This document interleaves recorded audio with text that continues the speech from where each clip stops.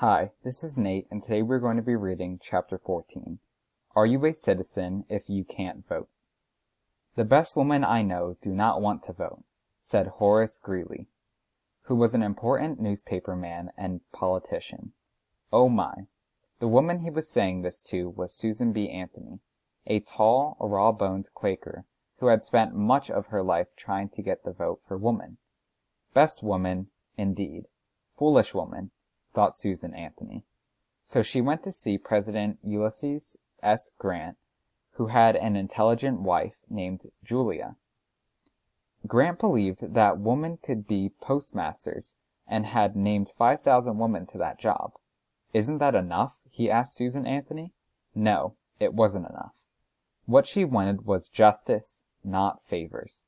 The vote for women was a hot issue. Grant was running for re-election. Suffrage for black men came first, he said. Women would have to wait. Besides, many sensible people thought women's suffrage would be the end of the family. A husband might vote Republican, and a wife Democratic. Could a marriage survive that kind of thing? No one knew for sure, but it sounded ominous. Over here we have a picture, and the caption says, Susan B. Anthony worked tirelessly for women's suffrage. In our time, she has been honored by the Susan B. Anthony dollar, first minted in 1979. And down here we have another box, and it says, We don't want the vote. Some women were against female suffrage. Mildred Rutherford, who was the president of the Georgia United Daughters of the Confederacy, supported the National Association opposed to women's suffrage. This is what she had to say. The women who are working for this measure are striking at the principle for which their fathers fought during the Civil War. Women's suffrage comes from the North and the West, and from women who do not believe in states' rights and who wish to see Negro women using the ballot. I do not believe the state of Georgia has sunk so low that her good men can't legislate for women. If this time ever comes, then it will be time for women to claim the ballot. But not to people like Susan B. Anthony, Elizabeth Cady Stanton, Lucy Stone, Sojourner Truth, and others who knew that a woman without a vote was not a full citizen. Those women had worked hard to abolish slavery. They believed that abolition went hand in hand with women's rights. But many male abolitionists, like Horace Greeley, were ignoring women's rights. The woman felt betrayed. The 15th Amendment said, The right of the citizens of the United States to vote shall not be denied or abridged by the United States or by any state, on account of race, color, or previous condition of servitude. Anthony and Stanton, who were the nation's leading women's rights leaders, wanted the new amendment to read race, color, sex, or. But even sympathetic congressmen said that the amendment would be difficult enough to get passed as it was. The 15th Amendment was ratified in 1869 and became law in 1870. Now the question was, who was a citizen? Were women citizens? As you know, it wasn't a question at all in the territory of Wyoming. Of course women were citizens. Few people in the West pretended that women were dependent on men. But in the East, it was hard to break old traditions. Women had never voted. There was something else, too. Many of the women reformers were working for temperance as well as the vote for women.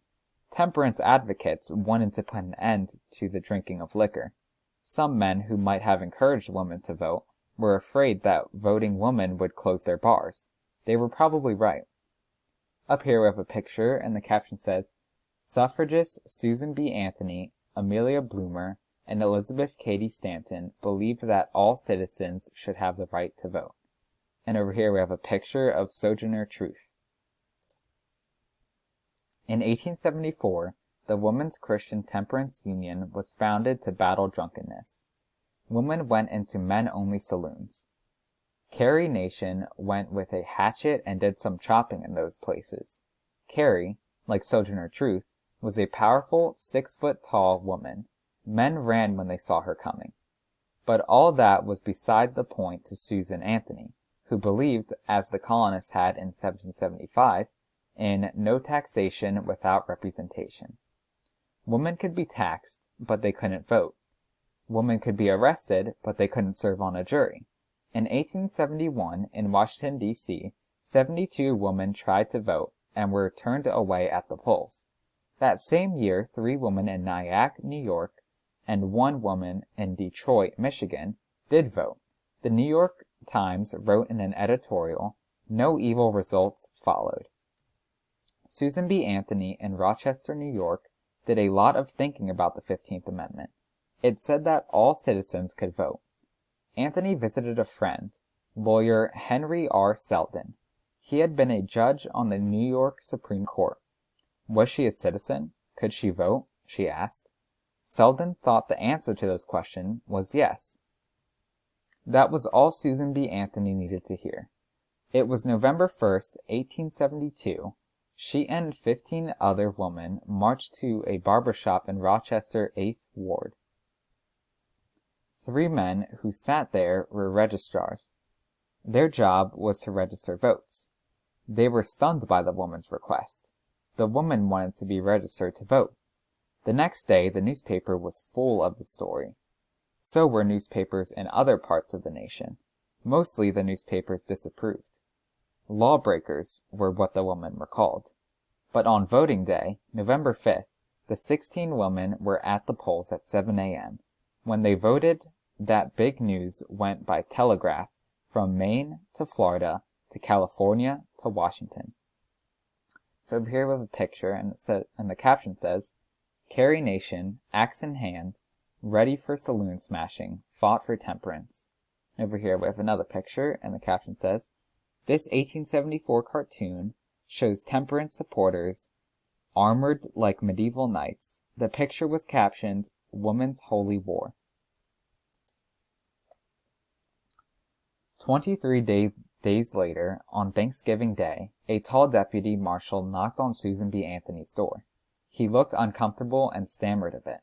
"Miss Anthony," he said, "I have come to arrest you."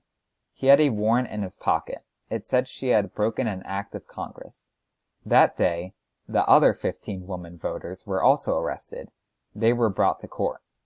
Anthony was asked if she had gone into this matter for the purpose of testing the question. "Yes, sir. I had resolved for 3 years to vote," she answered. She was ordered to appear before a grand jury. The 3 men who had registered the woman were arrested for registering and accepting ballots unlawfully. The government decided to prosecute Susan B. Anthony alone. She would represent the 16 women. The 3 men would all be tried. It was January. The trials were set for June.